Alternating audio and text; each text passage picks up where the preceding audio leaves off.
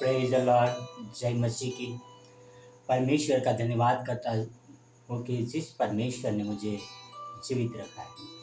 भाई और बहन और मित्रों, परमेश्वर अति महान है और परमेश्वर का वचन सदैव अटल है, जो कभी टलता नहीं।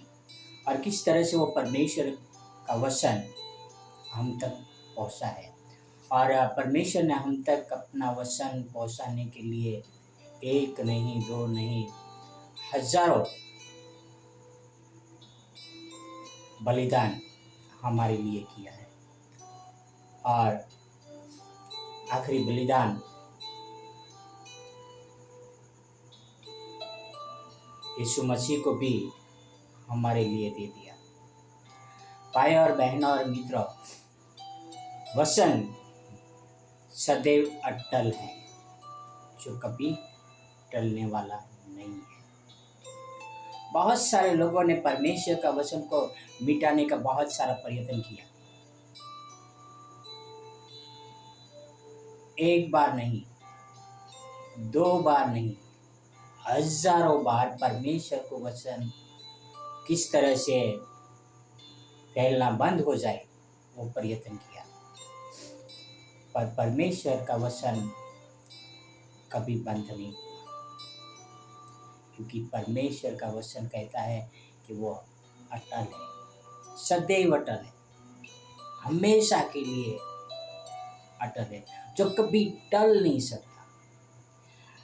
यशायाह परमेश्वर के वचन के बारे में क्या कहता है, आओ हम पढ़ते हैं। यशायाह कहता है 40:8,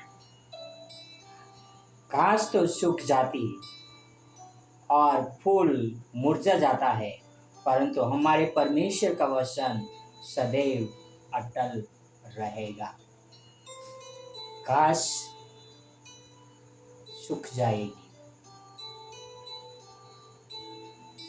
फूल मुरझा जाएगा, पर परमेश्वर का वचन है सदैव अटल रहेगा, हमेशा के लिए। वो कभी मिटने वाला नहीं है। उसी बात को लेके हमारे भाई पतरस क्या लिखता है, पहला पतरस 1:24 और 25। यहाँ पे लिखा है, क्योंकि हर एक प्राणी घास के समान है और उसकी सारी शोभा घास के फूल के समान है। घास सूख जाती है और फूल झड़ जाता है, परंतु प्रभु का वचन युगानुयुग स्थिर रहता है। और यही सुसमाचार का वचन है जो तुम्हें सुनाया गया है। भाई और बहन और मित्रों, यहाँ पे पतरस लिखता है 1 पीटर 1:24 और 25 में कि घास तो सूख जाती है, फूल मुरझा कर झड़ जाता है, पर मनुष्य भी घास और फूल के समान है, जो मिट जाएगा, पर परमेश्वर का वचन जो हमें सुनाया गया है वो वचन कभी नहीं मिटेगा, वह सदैव बना रहेगा। जो परमेश्वर का वचन हमसे वादे करता है, जो परमेश्वर का वचन हम तक पहुंचा है, उसको कोई नहीं मिटा सकता। कुछ सालों तक लोगों ने परमेश्वर के वचन को मोहर बांध के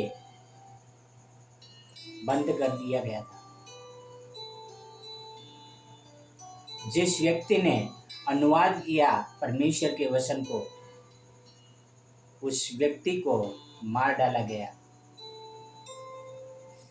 और फिर भी वो वचन रुका नहीं, क्योंकि परमेश्वर का वचन और फैलता गया और फैलता गया, क्योंकि वो अटल है। आज मेरे और आपके पास पवित्र शास्त्र बाइबल है, तो वो महान कुर्बानियों के कारण, जो आज हम हमारी अपनी भाषा में पढ़ते हैं और सुनते हैं। भाई और बहन और मित्रों, पवित्र शास्त्र कहता है कि परमेश्वर का वचन सदैव अटल है, वह कभी टलता नहीं। आओ एक और वचन पढ़ते हैं, लूका 16:17। आकाश और पृथ्वी का टल जाना व्यवस्था का एक बिंदु है और मिट जाने से सहज है। बोलता है आकाश और पृथ्वी टल जाना व्यवस्था का एक बिंदु है, यानी वचन का एक बिंदु है। टेक्स्ट नहीं लिखा गया, शब्द नहीं लिखा गया, एक बिंदु है। एक बिंदु भी बाइबल में से हट जाएगा तो आकाश और पृथ्वी भी टल जाएगी। यानी जो भी बाइबल की बातें लिखी हुई है वो बातें सब पूरी होगी, क्योंकि ये बात है कभी टलने वाली नहीं है। भाई और बहन और मित्रों, आपके पास परमेश्वर के वचन है क्या? आप सदैव परमेश्वर के वचन में बने रहते हो क्या?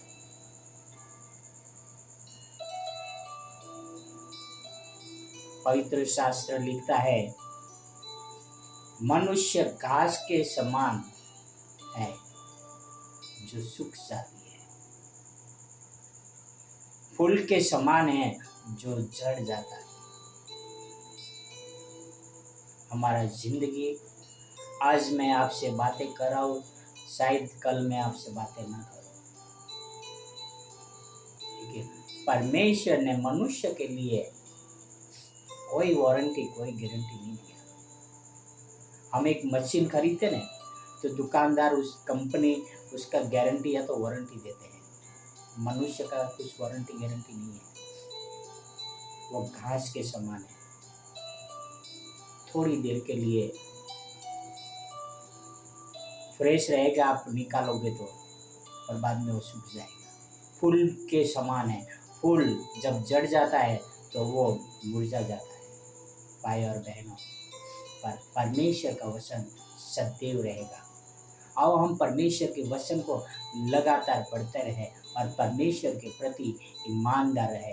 परमेश्वर का वचन हमसे क्या बातें करता है वो बात को समझे, क्योंकि वो परमेश्वर हमसे बातें करता है।